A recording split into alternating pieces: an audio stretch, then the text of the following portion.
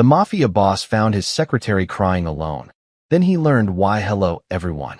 Before we begin today's story, I have a small favor to ask. If you enjoy emotional stories like this one, please take a moment to subscribe to the channel and turn on the notification bell so you never miss our latest uploads. It only takes a second, it's completely free, and your support helps us create more heartfelt and unforgettable stories. We'd also love to know where you're watching from today, so leave your city or country in the comments below and say hello.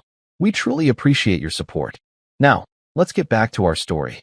People think the strongest men can spot betrayal from a mile away, but the truth is, the saddest secrets are usually hiding in plain sight. I learned that on a rainy Thursday night when I walked back into my office to grab a folder I'd forgotten, convinced the building was empty except for the overnight security team. The executive floor always felt different after 6 o'clock. The conversations disappeared, the ringing phones surrendered to silence, and the skyline beyond the floor-to-ceiling windows became a sea of lights stretching across Manhattan. I preferred it that way. Quiet made people honest. Quiet had a way of revealing things daylight never could. My name is Adrian Moretti, and I built a business empire that most people believed ran on discipline alone. They saw the tailored suits, the black SUVs, the boardrooms, the impossible negotiations, and they assumed control came naturally to me. What they never understood was that control began with observation. You notice everything. The hesitation before someone answers a question. The forced smile during a meeting. The coffee cup left untouched for hours. The employee who suddenly starts volunteering to stay late every single evening.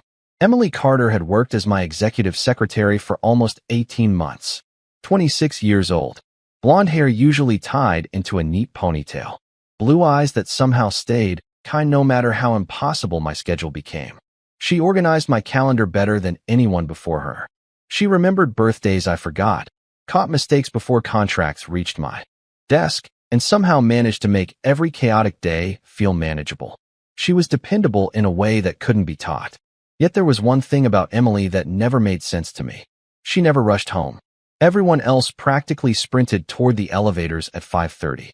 Emily always found another file to organize, another email to answer, another report to finish. At first I assumed she simply loved her job. Later I wondered if there was another reason she stayed inside these walls long after everyone else had gone. That night the lights were dim except for a single desk lamp glowing at the far end of the executive suite. I almost called out her name before I heard it. Not loud sobbing, not dramatic crying, just one quiet breath that caught in her throat like she was trying desperately not to let anyone hear. I stopped walking. Something inside me said not to interrupt. Through the half-open office door, I saw her sitting alone with both hands covering her face. Her shoulders trembled once before she quickly straightened herself as if she had rehearsed recovering from sadness 1,000 times before. Her phone lit up on the desk. The screen flashed with another incoming call. She stared at it without moving until it finally stopped ringing.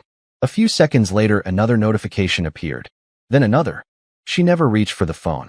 She simply closed her eyes, took a slow breath, wiped away every trace of tears, and forced the same professional smile she wore every morning. That was the exact moment my footsteps echoed across the hardwood floor. She looked up immediately, startled for only half a second before standing. "Mr. Moretti?" I thought everyone had already left. Her voice sounded steady, but her eyes told a different story. "I forgot a folder," I answered quietly. "Are you all right?" She smiled so perfectly that most people would have believed it without question. "I'm fine." I had spent my entire life surrounded by people who lied for money, power, fear, or survival. And standing there beneath the soft office lights, I realized Emily Carter had just told me the saddest lie I had heard in years. The next morning arrived with the same polished routine that kept my company running like clockwork, but I found myself paying attention to details I had ignored before. Emily greeted me at exactly 7:45 with a fresh schedule, a cup of black coffee prepared exactly the way I liked it, and a calm smile that looked almost identical to the one she had worn the night before. Almost. Once you recognize the difference between a real smile and one built out of necessity, you can never unsee it. During the first meeting of the day, while executives argued over quarterly projections, I noticed her glance at her phone 3 different times. Each time the screen lit up, She immediately turned it over without reading the message.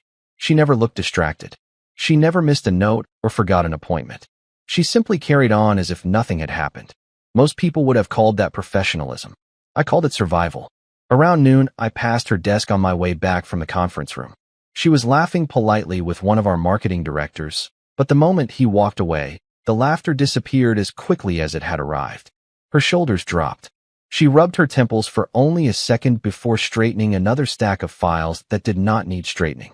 It was a habit I had seen before in people trying to keep their minds occupied. Late that afternoon, I asked her to bring a contract into my office. She stepped inside carrying the folder against her chest with the same confidence she always displayed. As she placed it on my desk, her phone vibrated again. The sound was barely noticeable, but her reaction was not. Her fingers tightened around the folder. She froze for a heartbeat before quickly slipping the phone into her blazer pocket. "You can answer it if it is important," I said without looking up from the paperwork. "It is nothing urgent," she replied almost too quickly. There was that smile again. Perfectly practiced. Perfectly empty. After she left, I found myself standing by the window longer than usual, watching the traffic crawl through Midtown below. Business had taught me that patterns always mattered. One strange moment could be coincidence. The same strange moment repeated every day became a story waiting to be uncovered. Over the next week, I stopped asking questions and simply observed.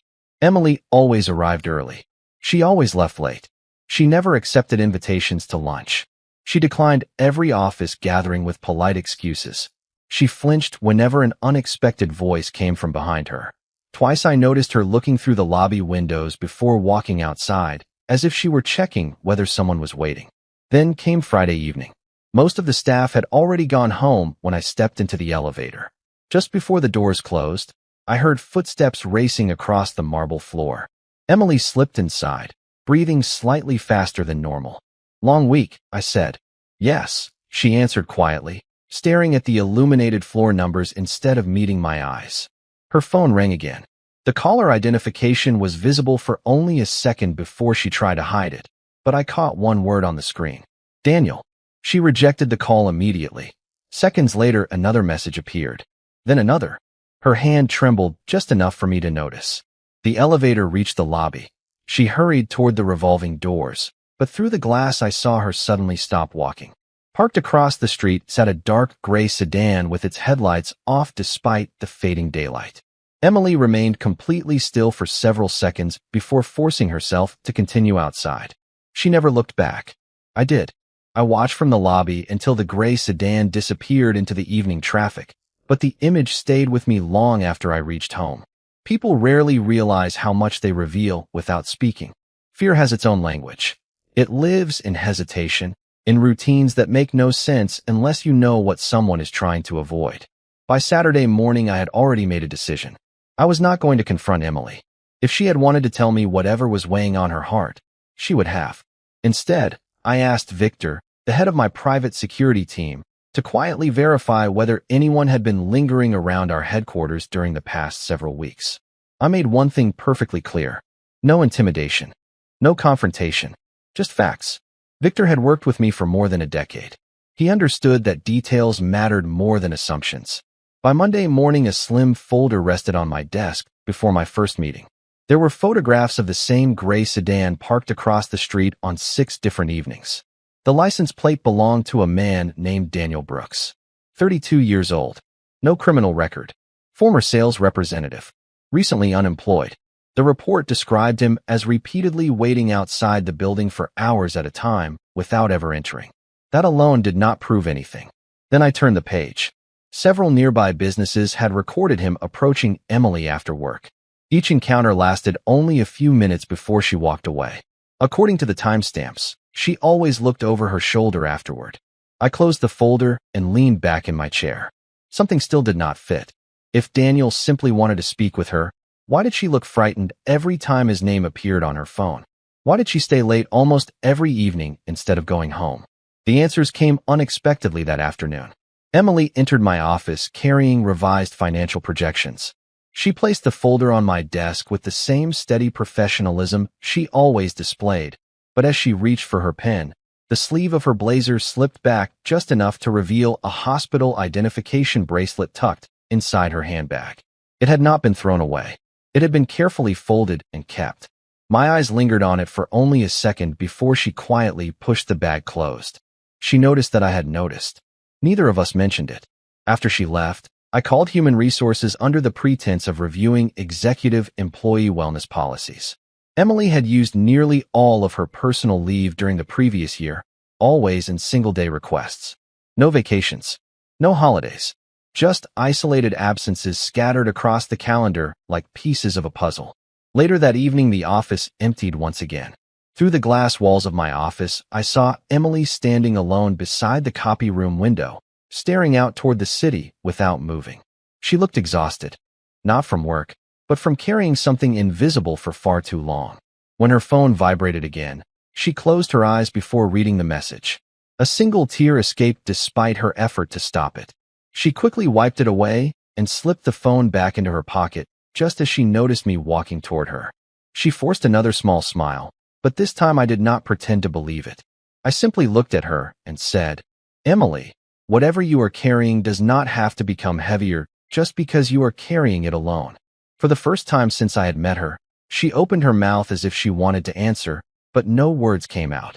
Emily lowered her eyes to the polished floor, and for a long moment, the only sound between us was the quiet hum of the ventilation system drifting through the nearly empty office. I did not repeat the question because experience had taught me that silence often invited more honesty than pressure ever could. She finally took a slow breath and managed a faint smile that looked more tired than reassuring. "Thank you," she whispered. "But some problems do not belong in the workplace." Before I could answer, she stepped back, adjusted the strap of her handbag, and walked toward the elevators with measured steps that somehow felt heavier than the night before. I watched the doors close and wondered how long someone could pretend everything was fine before the weight became impossible to carry. The following morning, she arrived earlier than usual. My calendar was already organized. Every document sat exactly where it belonged. If someone had looked only at her work, they would have believed she was thriving. Yet there was a difference only I seemed to notice. She glanced toward the lobby security monitors every time the front doors opened. She hesitated before answering calls from unknown numbers. She flinched whenever an unexpected notification appeared on her screen. Just after lunch, there was a soft knock on my office door. Emily stepped inside holding a neatly typed envelope instead of her usual folder. She did not sit down. She simply placed the envelope in front of me with both hands. "I wanted you to have this before the end of the day," she said quietly. I unfolded the single page inside. It was a formal letter of resignation, effective immediately. I read it twice before looking back at her. "May I ask why?" She looked toward the window where the autumn sunlight reflected across the glass towers outside. "Because staying here is no longer fair to this company. You have never given me a reason to question your professionalism." She shook her head gently. "This has nothing to do with work." Her voice remained calm, but I could hear the strain hiding beneath every carefully chosen word. Sometimes people carry storms with them. I do not want mine reaching anyone else. I leaned back in my chair and studied the woman who had spent 18 months making everyone else's lives easier while quietly allowing her own to become more complicated. "Did someone tell you to resign?" I asked. Her eyes widened almost imperceptibly before she quickly looked away. "No." It was another answer delivered too quickly. Another carefully constructed sentence that sounded more like protection than truth. I closed the resignation letter and slid it back across the desk without signing it. "I am not accepting this today." She blinked in surprise. "Mr. Moretti, if your work were the problem, we would discuss your work. It is not." She looked as though she wanted to argue, but exhaustion replaced determination before the words could form. "You do not understand," she said softly. "Then help me understand." She remained silent. Seconds passed. The city beyond the windows continued moving as though nothing inside that office had changed. Finally, she shook her head. "I cannot." She reached for the envelope again, but I gently rested my hand on top of it first. "Emily, everyone who works here deserves to feel safe walking through those doors every morning. That includes you." Her eyes filled with emotion she struggled to contain. She thanked me with the smallest nod, turned toward the door, and quietly left the room. As it closed behind her, my phone buzzed with a message from Victor. The gray sedan had returned. It was parked across the street once again. Victor arrived before sunrise carrying a fresh folder, but he did not need to say a single word before I understood that something had changed. The photographs inside showed the same gray sedan parked across from our building for the fourth consecutive business day. The timestamps stretched from early morning until well after sunset. Whoever sat inside that car was not waiting by coincidence. He was waiting with purpose. I closed the folder and looked through the glass wall toward Emily's desk. She was already there, arranging the morning briefing exactly as she always did. Her blazer was perfectly pressed. Her hair was neatly tied back. Anyone walking through the executive floor would have described her as calm, organized, and completely composed. They would have been wrong. Fear becomes invisible when someone has carried it long enough. I asked Victor to make one adjustment. No one was to approach the man across the street. No one was to speak with him. I wanted observation, not confrontation. Until I understood the full story, I refused to make assumptions that could place Emily in an even more difficult position. Around lunchtime, I stepped out of my office and found her standing beside the coffee machine, staring into a paper cup she had not touched. "Have you eaten today?" I asked. She looked up with obvious surprise, almost as though no one had asked her such a simple question in a very long time. "I am not very hungry," she replied. That was not my question. A faint smile appeared despite herself. "No." I nodded toward the small executive dining room overlooking the river. "Come with me." 15 minutes. "No work." She hesitated before quietly following. We sat near the window while ferries crossed the Hudson beneath a gray autumn sky. She barely touched the soup placed in front of her, but little by little the tension left her shoulders. We spoke about ordinary things instead of whatever burden she continued to hide. Her college years, her love of old bookstores, the golden retriever she had as a little girl. For the first time since I had hired her, I heard a genuine laugh. It lasted only a few seconds, but it transformed her entire face. Then her phone vibrated. The color disappeared from her expression immediately. She turned the screen face down without reading the message. "You do not have to answer it," I said quietly. "Sometimes ignoring it only makes things worse," she whispered before slipping the phone back into her purse. There was resignation in her voice rather than fear, and somehow that troubled me even more. When lunch ended, I walked her back toward the executive offices. As we entered the lobby, I noticed her instinctively glance through the front windows. The gray sedan was still there. She slowed for half a step before forcing herself to continue walking as though she had seen nothing at all. That evening, after most employees had gone home, I instructed Victor to have one of our security drivers remain nearby whenever Emily left the building. She was not to be followed closely enough to make her uncomfortable, only discreetly observed to ensure she reached home safely. It was a precaution, nothing more. At least that was what I told myself. Yet as I stood alone in my office watching the city lights flicker to life beyond the glass, I realized an uncomfortable truth. Somewhere along the way, this had stopped being about protecting an employee. I simply could not accept watching a kind person carry the weight of the world while pretending everything was fine. The following Tuesday began like every other day, with meetings scheduled down to the minute and a skyline washed in pale morning sunlight.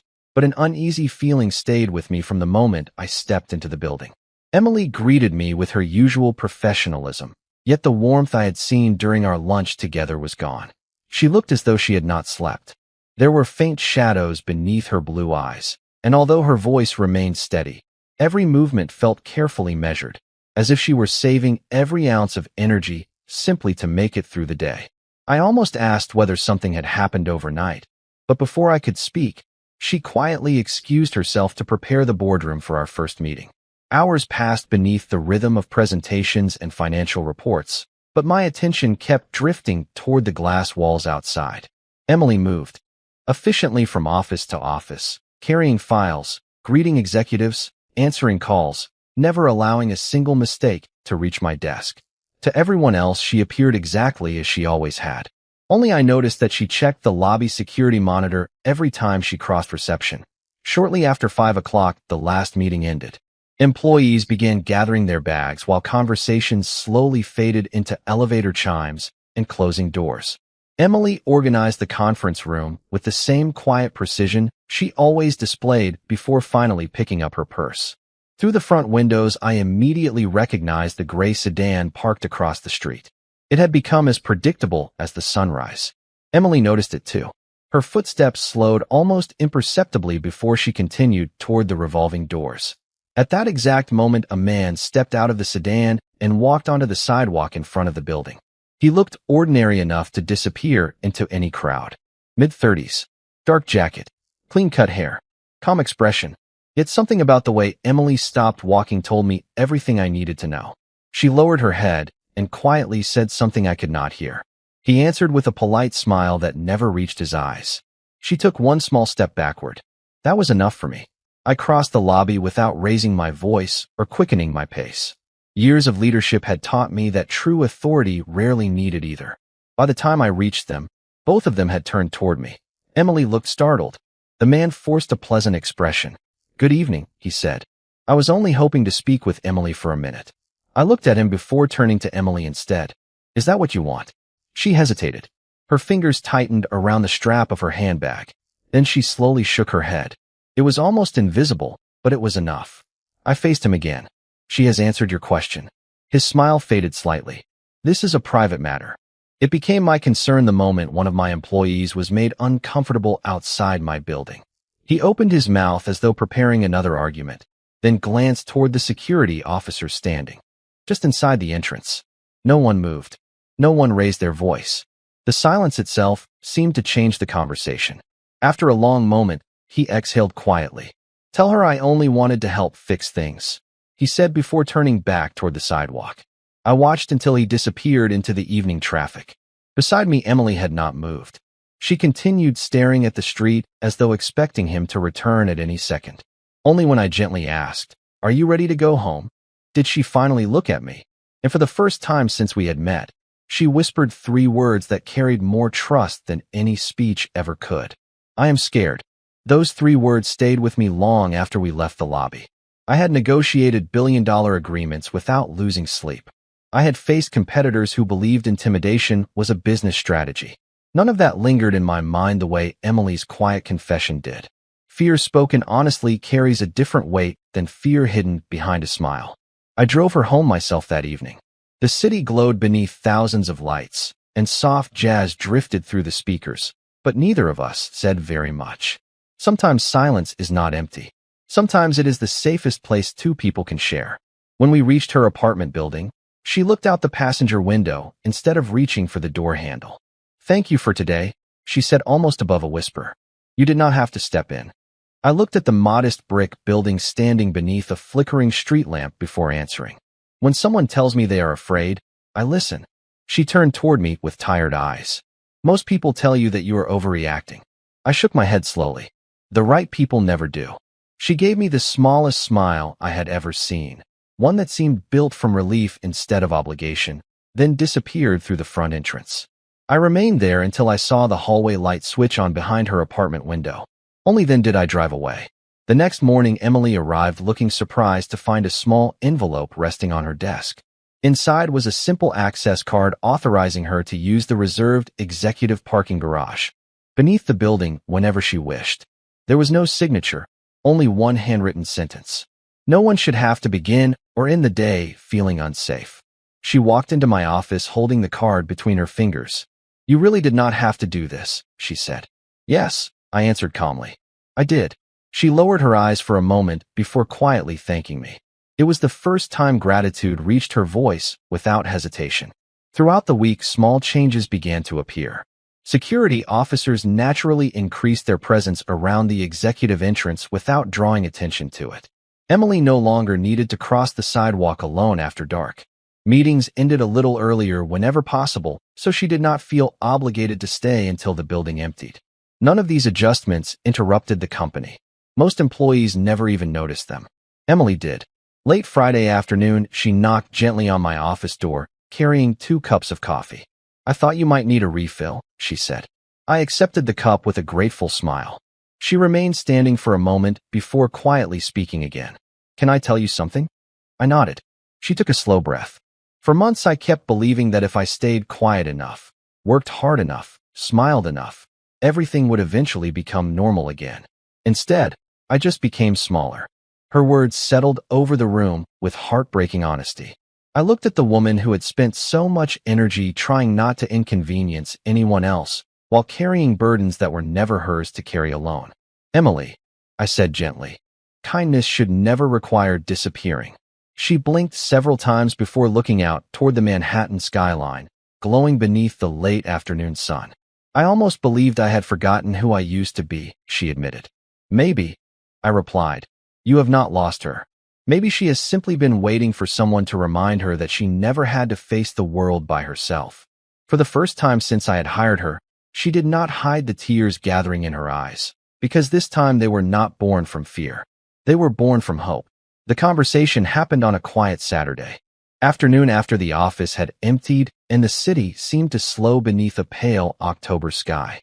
Emily stood beside the wide windows of the executive lounge, her hands wrapped around a warm cup of tea that had long since stopped steaming. She looked calmer than she had only a week before, yet there was still something unfinished behind her eyes. I joined her without speaking. Beyond the glass, ferries crossed the Hudson while sunlight reflected from the skyscrapers like scattered pieces of gold. I think I owe you the truth, she said at last. Her voice did not shake this time. It simply sounded tired from carrying the same story for too long. I nodded once and waited. Daniel was never a stranger, she began quietly. We dated for almost 4 years. She paused before continuing. At first he was thoughtful. He remembered birthdays. He brought me coffee before work. Everyone said I was lucky. She smiled sadly at the memory. Then little things started changing. He wanted to know where I was every hour. He wanted passwords because couples were supposed to trust each other. If I stayed late at work, he assumed I cared more about my career than about us.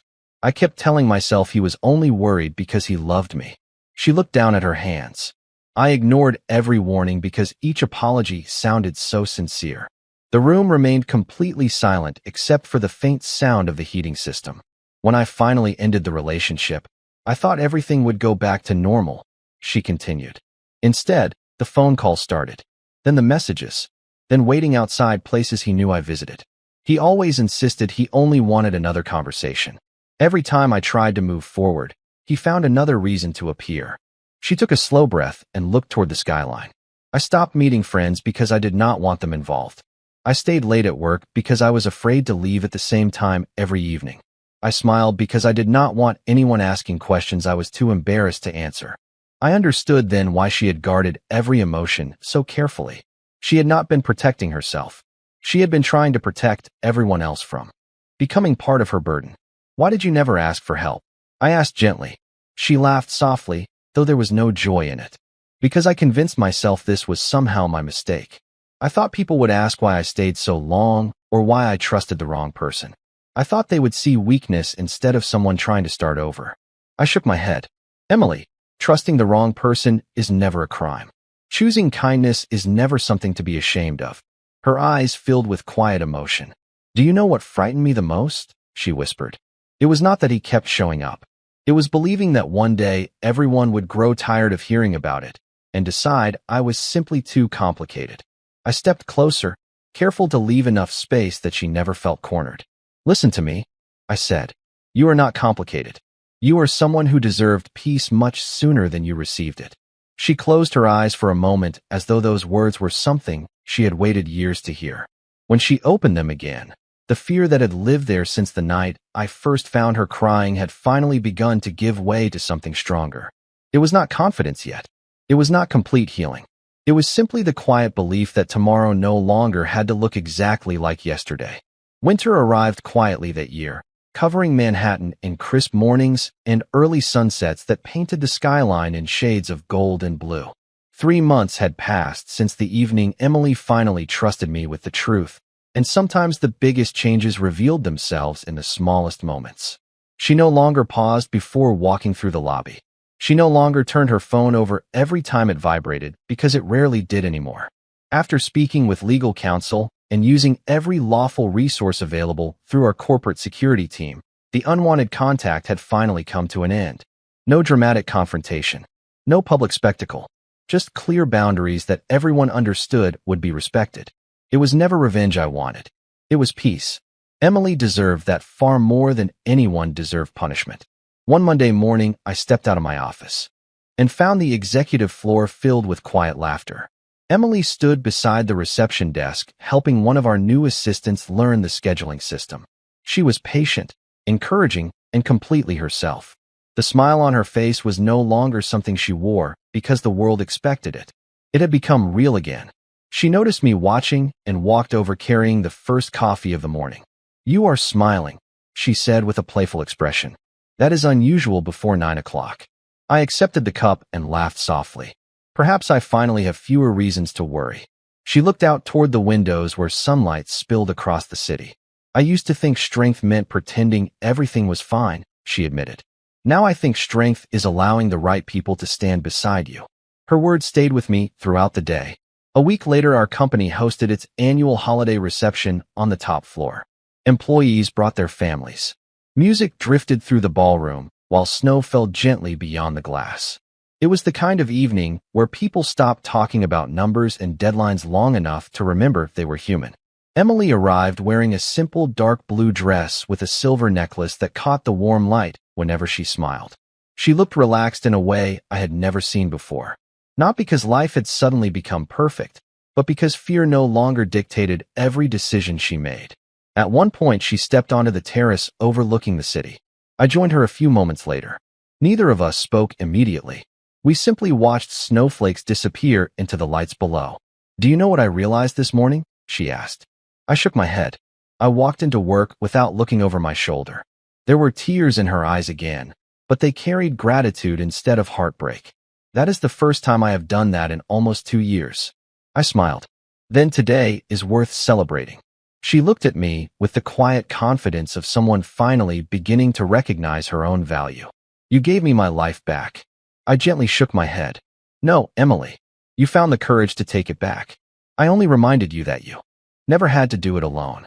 She reached for my hand, and I held it without hesitation, not as a symbol of possession, but as a promise that kindness would always have a place beside strength.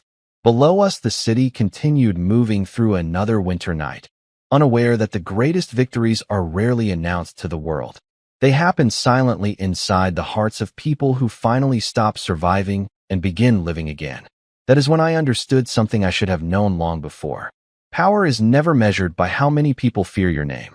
The truest measure of power is how many people feel safe because you chose to care.